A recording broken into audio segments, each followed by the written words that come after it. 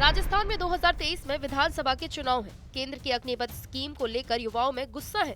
प्रदेश की कांग्रेस सरकार पूरी तरह से युवाओं के इस गुस्से को भुनाने में लगी है और सड़कों पर बेरोजगार युवाओं के साथ आंदोलन का दम भर रही है। लेकिन लगता है कि प्रदेश की सरकार को खुद संविदा पथ पर चलने से कोई एतराज नहीं है। दरअसल राजस्थान की अशोक गहलोत सरकार ने ट्रेजरी, सब ट्रेजरी और ऑडिट विभाग के साथ मूल्यांकन विभाग में अब आउटसोर्स के जरिए काम चलाने का फैसला किया है। इसके तहत इन विभागों के 4300 स्थायी पदों को खत्म किया जाएगा और उसकी जगह 33,000 संविदा कर्मियों को नियुक्त किया जाएगा।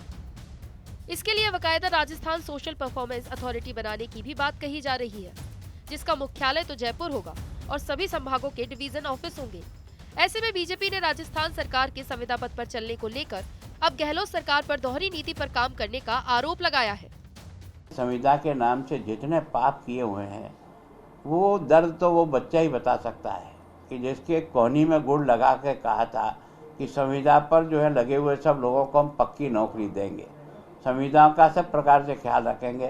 पहले आप तो ख्याल कर लो जो कुछ आपने घोषणा की, ये तो झूठी बातें हैं। और मैं सामान्यतः इस पक्ष में नहीं हूँ कि किसी को संविदा के आधार पर उसका शोषण करें, ये किसी भी सीमा तक लागू नहीं होगा। एक सर्टेन साल भर हो सकता है, 6 महीने हो सकता है, 8 महीने हो सकता है, तो उसके बाद तो उसको कहीं के आप रेगुलर करने का प्रयास करो ताकि उसके बच्चे भी है ना एक तरह से अच्छी जिंदगी जी सके। दरअसल राजस्थान सरकार इन विभागों के साथ साथ जरूरत पड़ने पर doctors, engineers, IT professional, tax expert, retired सरकारी कर्मचारियों और कई विभागों के विशेषज्ञों को भी संविदा पर रख रही है।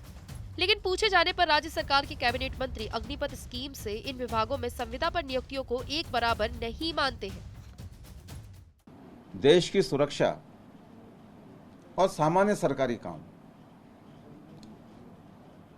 इन दोनों को भारतीय जनता पार्टी के नेता और भारतीय जनता पार्टी एक ही तराजू में तोलती है, तो मैं समझता हूं कि इससे बड़ा दुर्भाग्य देश का नहीं हो सकता।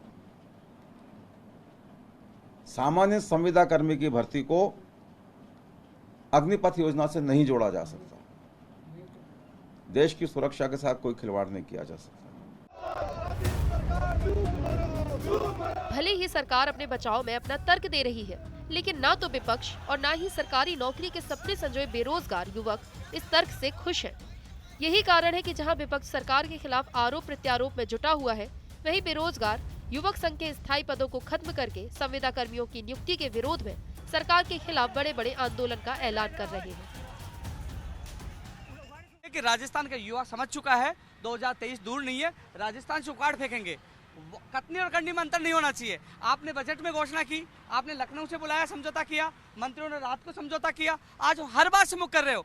लाठी और मुकदमों के दम पर ये आंदोलन रुकने वाला नहीं है, ये आंदोलन लंबा जाएगा। अभी भी समय है, युवाओं के साथ धोखा नहीं करें, उनकी मांगों को पूरा करें, अन्यथा राजस्थान का युवा प्रत्येक गली, प्रत्येक विधानसभा में कांग्रेस के नेताओं का विरोध भी करेगा और 2023 में उखाड़ भी फेंकेगा।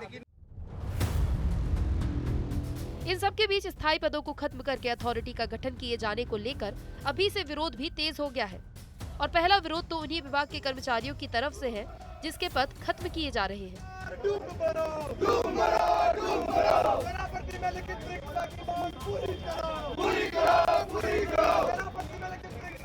ऐसे में ये भी देखना होगा कि अग्निपथ स्कीम को संविदा पद बताने वाली कांग्रेस किस तरह अब इस असंतोष को दूर कर पाएगी।